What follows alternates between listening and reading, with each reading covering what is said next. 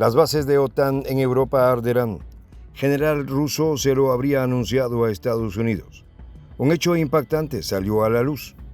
6 días después de la prueba del misil del Oreshnik, Valery Gerasimov, el jefe del Estado Mayor de las Fuerzas Armadas rusas, decidió comunicarse con su contraparte estadounidense, Charles Brown.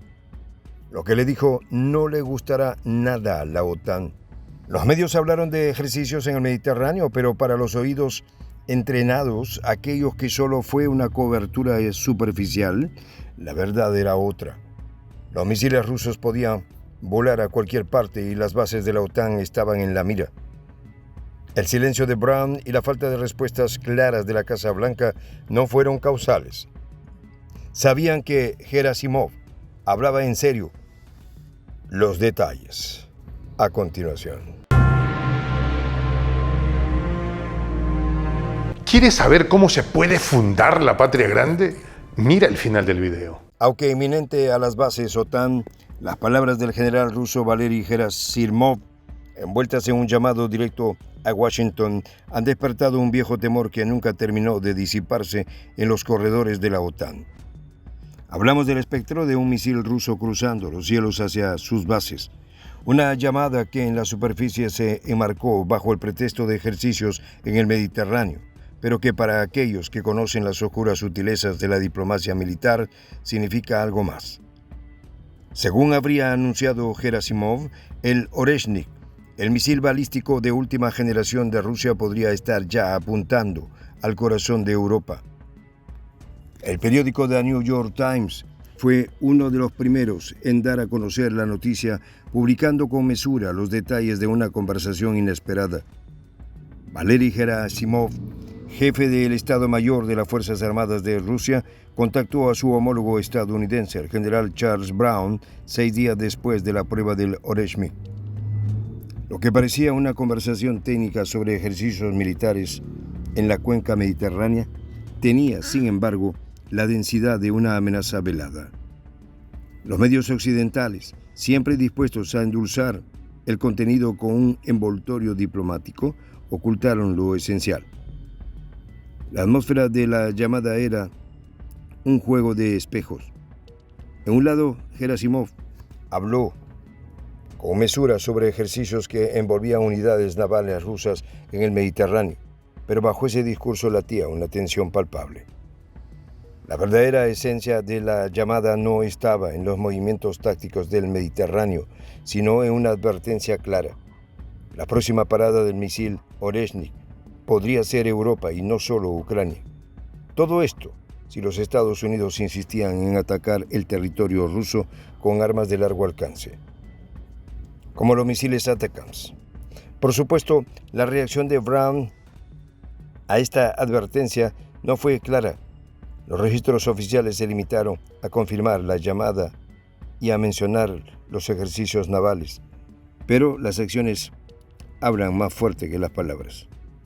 Y desde ese momento no se ha registrado un solo ataque con misiles ATACMS hacia Rusia. La pregunta es evidente. ¿Acaso la Casa Blanca y el Pentágono captaron la magnitud de la advertencia? ¿Acaso Charles Brown pudo sentir el frío acero de la amenaza a través de las palabras controladas de Gerasimov? Quizá los estrategas occidentales decidieron detenerse y reconsiderar. Ante esto, el coronel Baranets lo expresó con claridad. Están calculando dónde más pueden volar los Oreshnik rusos. ¿No volaría Oreshnik directamente a las bases de la OTAN en Europa? Era una pregunta que cargaba un peso considerable. Gerasimov, como maestro de ajedrez en el tablero militar, movió una pieza con precisión, advirtiendo del alcance potencial de sus nuevas armas, y bajo esto no solo el cielo de Ucrania podría ser testigo del rugido de sus misiles. Europa entera podía convertirse en el nuevo teatro de la guerra. Las bases de la OTAN dispersas por toda la región se han transformado en los objetivos potenciales, en el blanco de una amenaza real y tangible. Y tal vez, por primera vez en mucho tiempo, las potencias occidentales comenzaron a considerar los riesgos de esta nueva fase de escalada. La prueba del misil Oreshnik no fue simplemente un ejercicio militar, Se trató de una declaración de intenciones, un aviso a aquellos que pensaban que podían seguir presionando la frontera rusa sin consecuencias. Esta arma, considerada uno de los avances más sofisticados del arsenal ruso, tiene capacidades que preocupan profundamente a los analistas occidentales.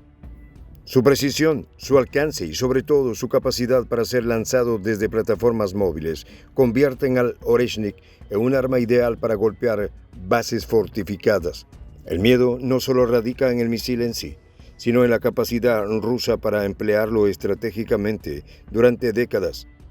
La doctrina militar rusa ha hecho hincapié en la movilidad y en la capacidad de actuar con rapidez y sorpresa. Las tácticas rusas, tan incomprendidas por los analistas occidentales, que a menudo prefieren subestimarlas, tienen un elemento central y sobre todo por la capacidad de proyectar poder allí donde se requiera, en el momento adecuado. Si los lanzadores enemigos en Ucrania fueron destruidos con éxito, como sugirió Baranets, y los especialistas norteamericanos que apuntaban los misiles ATACMS hacia Rusia fueron también eliminados. Esto habla no solo del poder de los misiles, sino de la efectividad de la inteligencia y la operatividad militar rusa para actuar antes de que la amenaza se materialice completamente. Por supuesto, todo esto tiene un contexto más amplio. El hecho de que la OTAN haya estado reforzando su presencia en Europa del Este durante años, rodeando a Rusia con una infraestructura militar que se extiende desde los países bálticos hasta el Mar Negro, nunca fue una situación que Moscú considerara tolerable. De ahora, con las fuerzas rusas demostrando su capacidad para operar más allá de sus fronteras inmediatas, la pregunta no es si habrá un ataque inminente, sino cuándo y dónde tendrá lugar. Las bases de la OTAN en Europa se encuentran dispersas, estratégicamente, pero también son vulnerables. Los generales occidentales ahora deben enfrentarse al espectro de una guerra que podría llegar directamente a sus hogares. La reciente movilización y las pruebas de los sistemas de misiles en Rusia muestran que Moscú no se detendrá ante amenazas retóricas. La historia nos recuerda que las ofensivas de choque son parte integral de la estrategia rusa, desde la Segunda Guerra Mundial hasta las actuales operaciones en Siria. La doctrina militar rusa se ha basado en la velocidad, la fuerza contundente y la capacidad de abrumar al enemigo antes de que éste pueda reaccionar. Y mientras Gerasimov hablaba con Brown, la imagen de la sala de operaciones del Kremlin se dibuja en la mente.